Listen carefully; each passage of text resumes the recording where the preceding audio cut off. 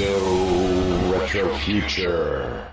Hello everyone, this is Bonsard of Radio Retro Future and author of the Association of Ishtar. And today I want to talk about a topic that has been bugging me for quite a while. For those who don't know, we have a Discord server where I help people with their writing and give advice and other stuff. And of course we also talk about things like steampunk and other things that we love, like fashion.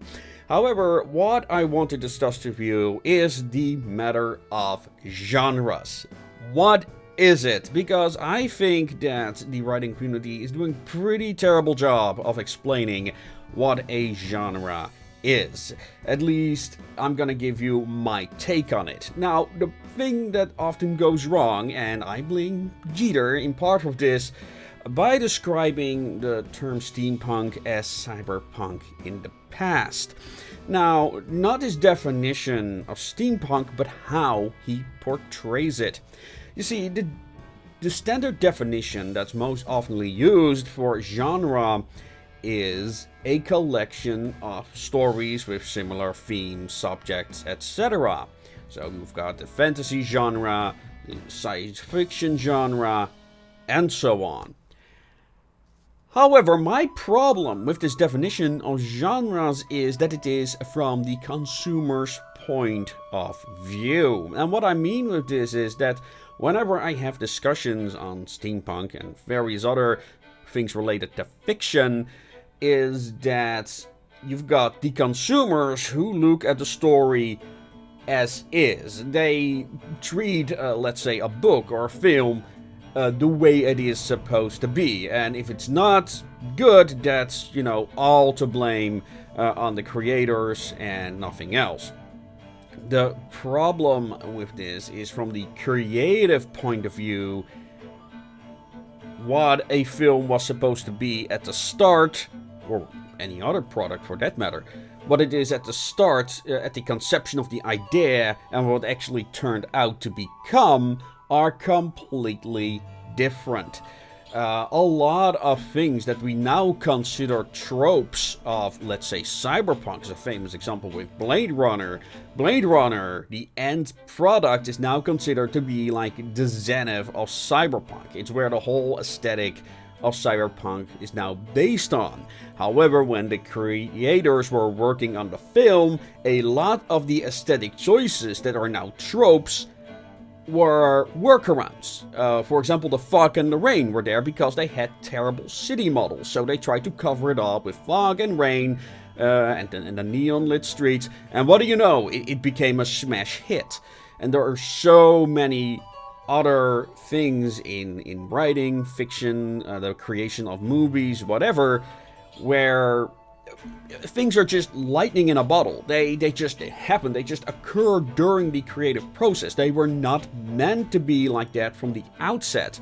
And it just happens. That's the problem with, CG in movies, because you have 100% control of the environments, the creatures, the lighting, everything. And they didn't have that when they were working with models. So nothing new erupts from those creative processes. The 3D animators, they have like deadlines, they're just doing the things the way they've always done, so there's very little variation in how 3D is treated differently.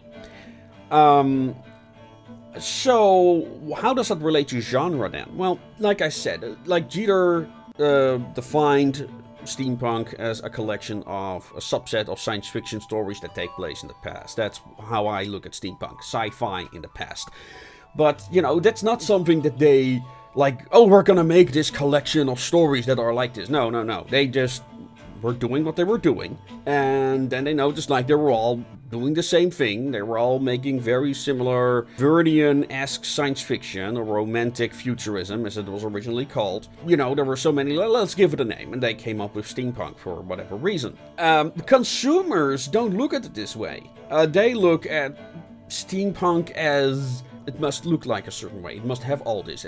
I think that's a terrible way to look at genres, because when I talk with writers who are new, they're like, oh, I have this idea and I want to do that. Is that steampunk enough? That's not a good way to work on stories.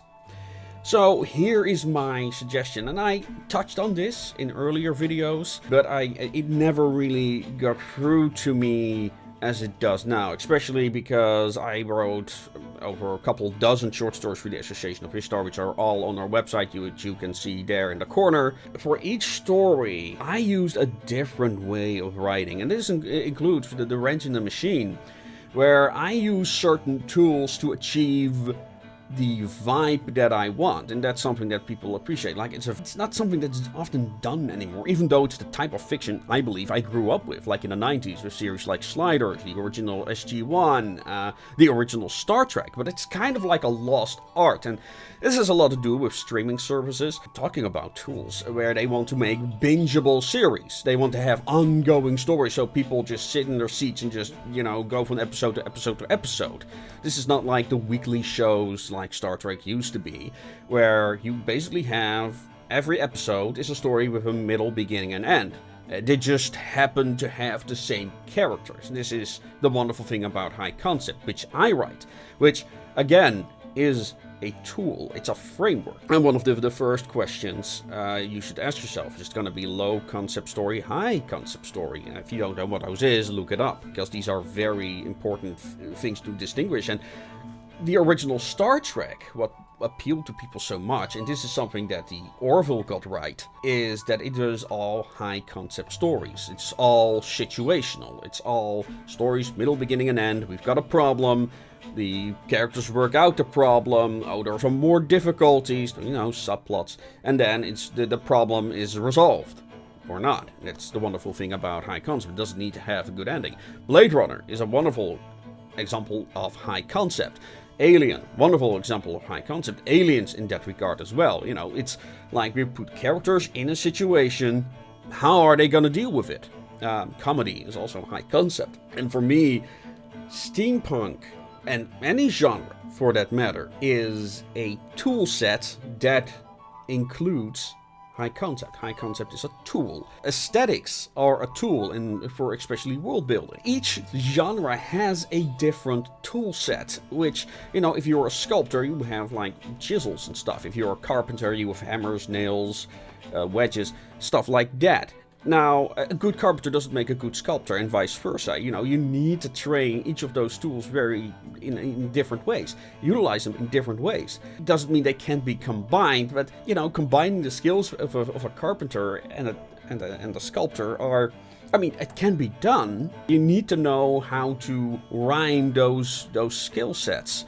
Look at movies, you have so many skill sets involved, because especially noir.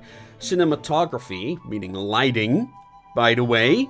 In noir, cinematography is key because the lighting tells parts of the story. Why it's called noir, the use of shadows. And this comes from expressionism, which noir took a lot of inspiration from. Again, expressionism is a genre of visual stylings and cinematography that, was ported over to noir, and noir continued to influence other things, and then kind of like people forgot what made noir, and etc. And I think the writing community, I'll make a better video on this that's less rambly than this, by the way, but I wanted to get this out so people understand in advance, and I hope if you're a writer who has experience with this topic, or things that, like me, genres are explained the wrong way, please comment, leave your thoughts on this video so I can incorporate in a proper video on world building.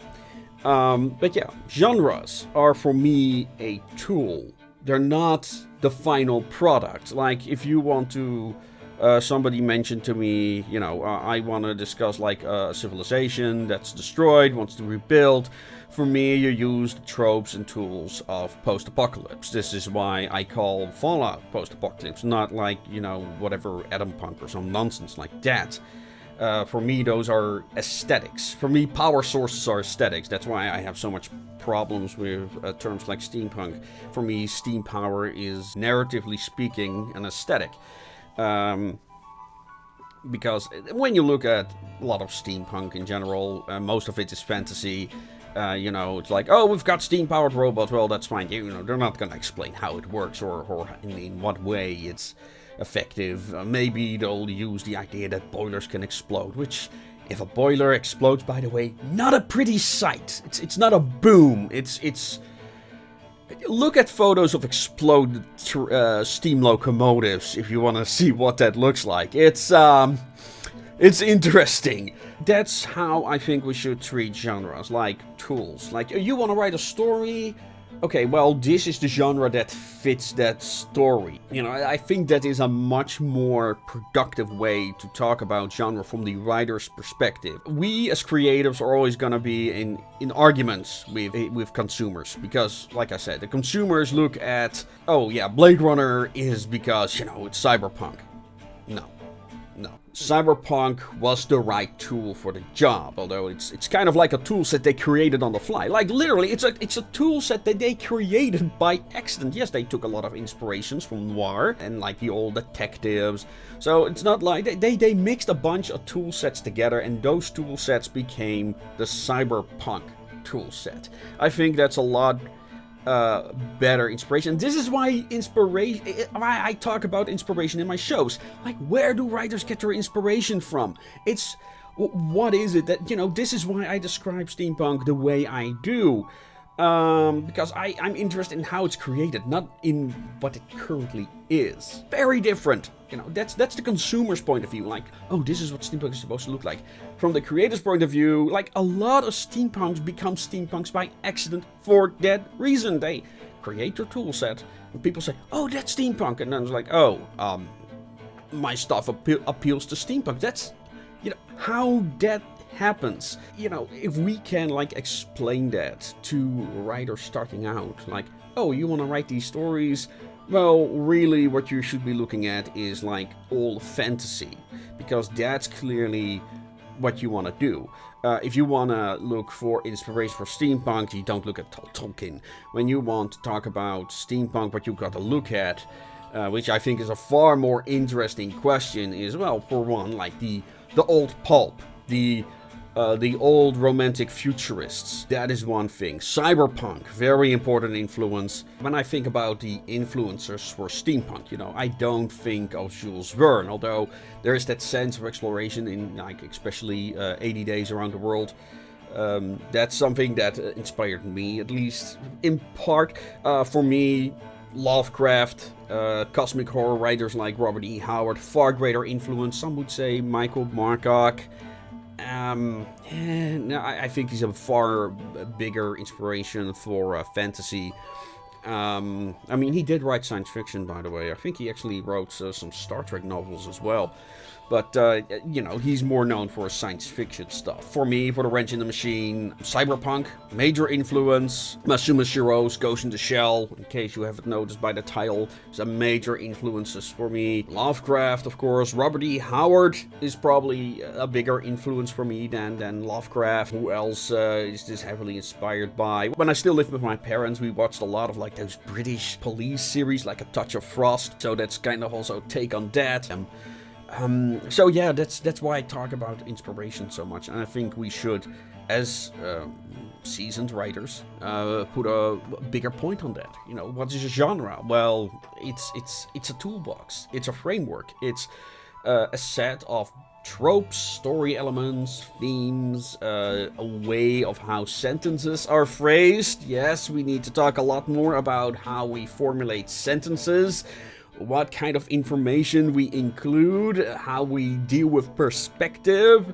These are all very boring things that don't make great video topics, and that's kind of the problem. They're very dry, very scholarly, and I think that's why, you know, it's far more fun to talk about stories than it is about the nitty-gritty of the actual writing process, of, you know, writing drafts, you know, writing the first draft, the second draft, the editing process.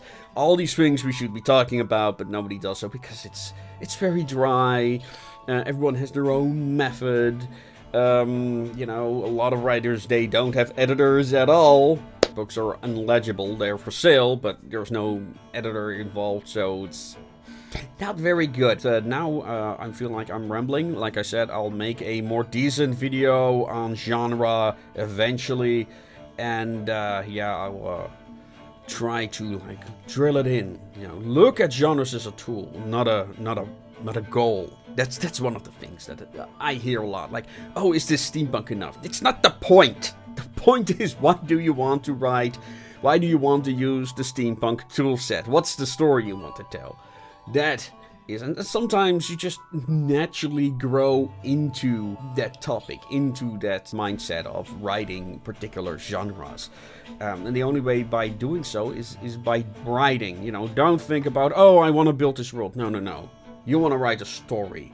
And you need a tool set, and each world, each setting requires different genres to fully explore them. And this is also why there's a, for me at least, a very important distinction to make between, you know, the sub-genre of Gaslamp fantasy, or whatever it's called now, and steampunk is a sub-genre of science fiction. And like I said, I'm not a big fan of fantasy.